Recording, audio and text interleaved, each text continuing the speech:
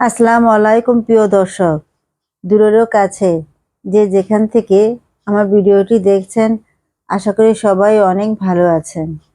আজ আপনাদের জন্য নতুন আরেকটি রেসিপি নিয়ে হাজির হয়েছি, ঢেঁড়স ফ্রাই। আজকে আপনাদের সাথে শেয়ার করব ঢেঁড়সের মুড়মুড়ে ফ্রাই রেসিপি। আর আমার রেসিপিটা ভালো লাগলে শেয়ার করবেন। ঢেঁড়স ফ্রাই করতে আমার যা যা উপকরণ লাগবে তা আমি সব গুছিয়ে নিয়েছি। ঘরে থাকা সব উপকরণ দিয়ে আমি চেষ্টা করেছি ফ্রাই করতে। আর এটা করতে অনেক সহজ, খেতেও অনেক টেস্টি। ঢেঁড়সগুলো প্রথমে আমি খুব ভালো করে ধুয়ে নিয়েছি।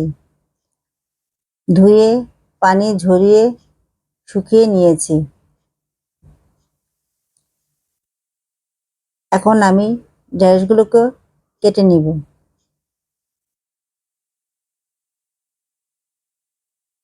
আপনারা দেখলেই বুঝতে পারবেন আমি কিভাবে কেটেছি। ঢেঁড়সকে ভিতর থেকে একটু চিকন চিকন ঝুরি করে কেটে নিব। ঢেঁড়স যখন ফ্রাই হবে তখন ভিতর বাহির থেকে সমানভাবে ফ্রাই হবে। আপনারা ইচ্ছে করলে ঢেঁড়সকে ফালি ফালি করেও ফ্রাই করতে পারেন। ফালি ফালি করে ফ্রাই করলে ওটাও ভালো লাগবে।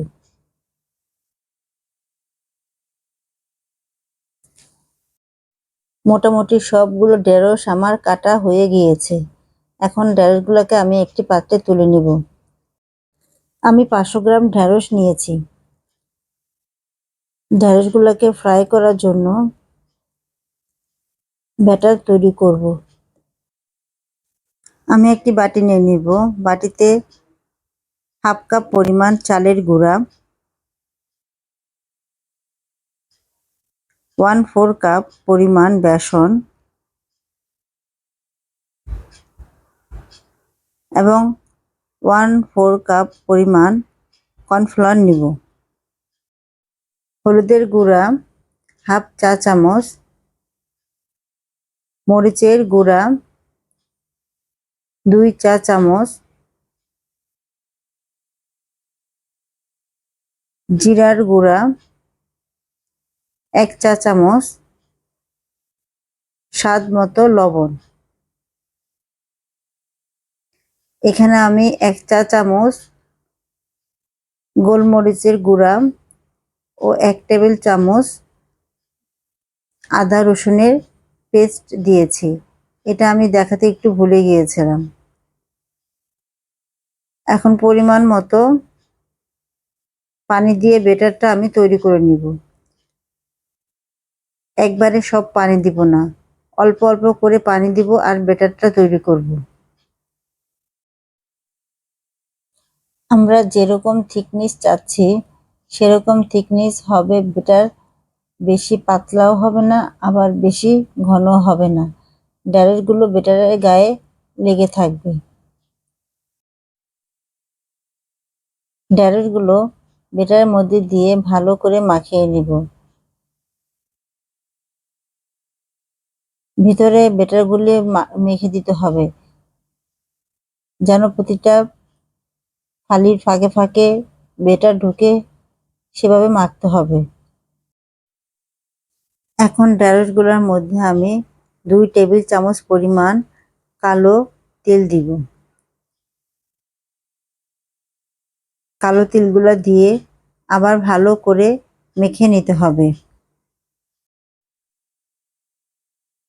মাখা শেষ হলে একটি র্যাপিং পেপার দিয়ে ঢেঁড়সগুলোকে 10 মিনিটের জন্য রেস্টে রাখবো।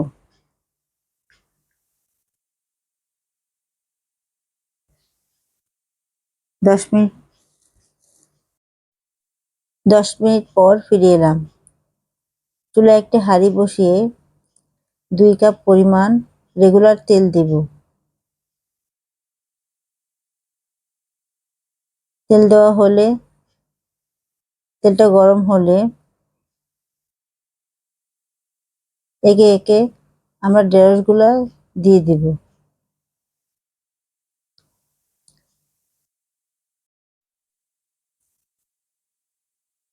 এই সময় চুলার আঁচ মিডিয়াম হিটে রাখতে হবে।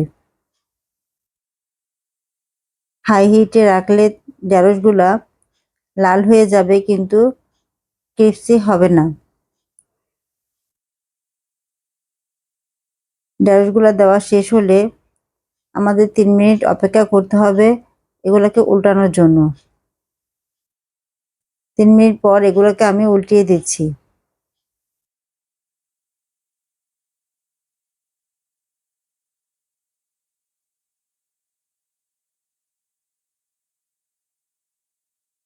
যেহেতু এক পিঠ হয়ে গিয়েছে, অপর পিঠও মোটামুটি হয়ে গিয়েছে, এর মধ্যে আমি আরো 2-1 বার উল্টিয়ে দিয়েছি। ঢেঁড়স ফ্রাইগুলো আমার সুন্দর লাল হয়ে গিয়েছে। এখন আমরা ঢেঁড়সগুলোকে তুলে নিব। ঢেঁড়সগুলোকে তুলে একটা স্ট্যান্ডের নিচে যেন তেলগুলো ঝরে যায়। এখন ঢেঁড়সগুলোকে একটি পরিবেশনার পাত্রে তুলে নিব। ঢেঁড়স ফ্রাই খেতে কতটা টেস্টি আপনারা তৈরি করলে বুঝতে পারবেন। হুবহু এই রেসিপিতে একবার তৈরি করে দেখতে পারেন, ইনশাল্লাহ ভালো লাগবে বলতে পারি।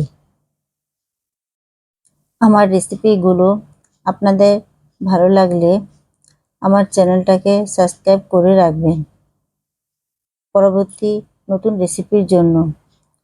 সবাই অনেক ভালো থাকবেন আর আমার জন্য দোয়া করবেন। ততক্ষণ পর্যন্ত আল্লাহ হাফেজ।